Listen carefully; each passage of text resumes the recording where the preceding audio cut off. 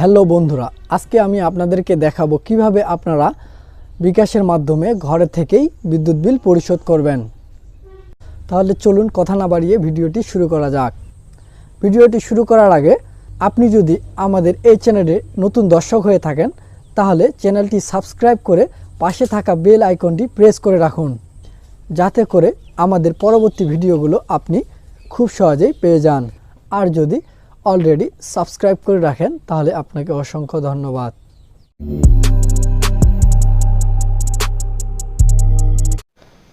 আমরা প্রথমেই চলে যাব গুগল প্লে স্টোরে। এখানে সার্চ বারে গিয়ে লিখব যে বিকাশ অ্যাপস লিখে সার্চ বাটনে ক্লিক করলাম। ক্লিক করার পর দেখেন বিকাশ অ্যাপসটা চলে আসছে। এটাকে আপনি ইনস্টল করে নেবেন। এখন জাস্ট ওপেন বাটনে ক্লিক করলাম। ক্লিক করার পর এখানে অ্যালাউ চাইবে, আপনি অ্যালাউ দিয়ে দিবেন। সব অ্যালাউগুলা দিয়ে দিবেন। অ্যালাউ দেওয়ার পরে লগ ইনে ক্লিক করবেন। লগ ইনে ক্লিক করার পর এখানে দেখেন ফোন নাম্বার চাচ্ছে। এক্ষেত্রে আপনি যে নাম্বার দিয়ে বিকাশ অ্যাকাউন্ট খুলেছেন সেই নাম্বারটা এখানে দিয়ে দিবেন। আমি আমার বিকাশ অ্যাকাউন্ট নাম্বারটা এখানে দিয়ে দিচ্ছি। ফোন নাম্বার দেওয়া শেষ। এখন আমি পরবর্তীতে ক্লিক করব। পরবর্তীতে ক্লিক করার পর আপনার ফোনে একটা ওটিপি যাবে। ওটিপিটা এখানে অটোমেটিক বসে যায়। অটোমেটিক বসে যাওয়ার জন্য আপনাকে এখানে অ্যালাউতে ক্লিক করতে হবে। অ্যালাউতে ক্লিক করার পর এই যে এখানে দেখেন নিচে কনফার্ম করুন, এই কনফার্ম করুনে একটা ক্লিক করবেন। ক্লিক করার পর আপনার যে বিকাশের পিন নাম্বারটা, ওই পিন নাম্বারটা এখানে আপনি দিয়ে দিবেন। আমার বিকাশের পিন নাম্বারটা আমি দিয়ে দিচ্ছি। পিন নাম্বার দেওয়ার পরে পরবর্তীতে ক্লিক করবেন।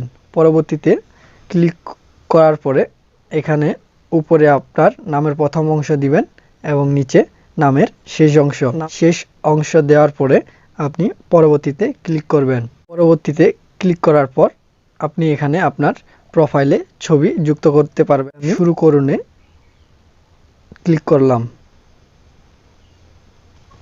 আমাদের বিকাশ অ্যাপসটা লগ ইন করা শেষ হলো।